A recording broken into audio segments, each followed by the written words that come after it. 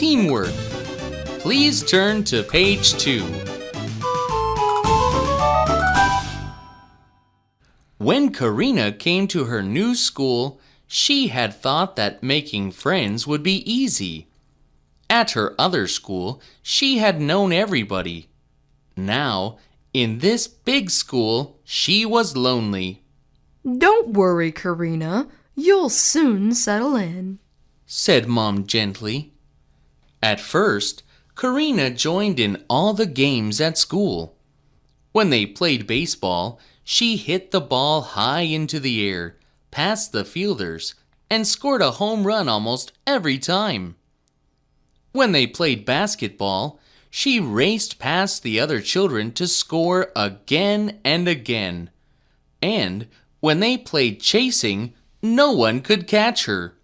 Not even Lisa, who had always been the best runner in the class. Soon, the children stopped asking Karina to play.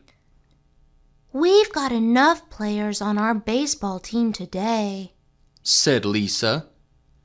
Karina was surprised that they didn't want her on the team. Every lunchtime, Karina stayed in the library. Mr. Walker, her teacher, was worried about her. "Take a break, Karina," he said. "Go out with the other children. Have some fun." "It's all right. Thanks, Mr. Walker," replied Karina. "I like to get my homework done early." She turned back to her books. No one wants me on their team anyway, she thought. One day, when Karina came home from school, she tossed her bag down and started to cry. "Karina," said Mom in surprise. "what's wrong?" Karina put her head in her hands. "I don't want to go to this school, Mom.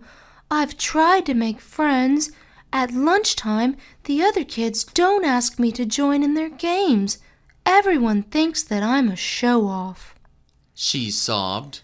"Oh, Karina, of course you're not a show-off," said Mom as she put her arms around Karina.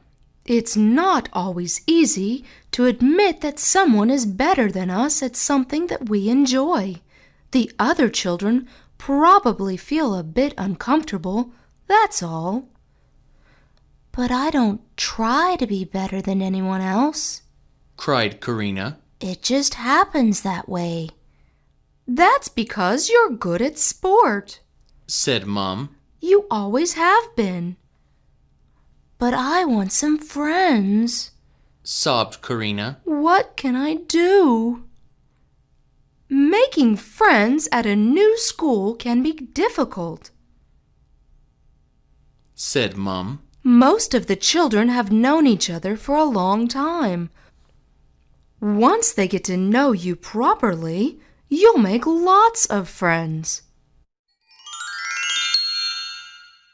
The following week at school, Mr. Walker put a notice on the class board. Hockey competition in 2 weeks' time for rooms 1 through 8. Get a class team together. The children gathered around. Karina's heart jumped. Hockey! She loved hockey. "But I'm not going to tell anyone," she thought. "They wouldn't want me to play anyway." "Let's make up a team," said Lisa. "Who wants to play?" Some of the children raised their hands excitedly. Who's good at hockey?" asked Tyler. "We'll need a coach." Everyone was silent. "Mr. Walker," called Lisa. "would you coach our team, please?" Mr. Walker laughed. "No teachers in this competition," he said. "You'll have to choose one of your classmates to be the coach."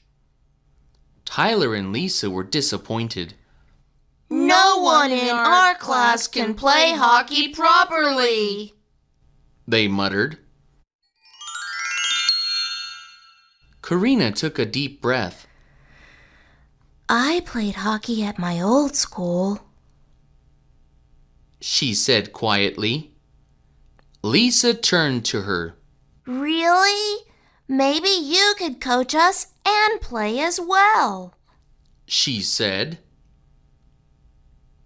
Karina grinned. I love to. Great, said Tyler.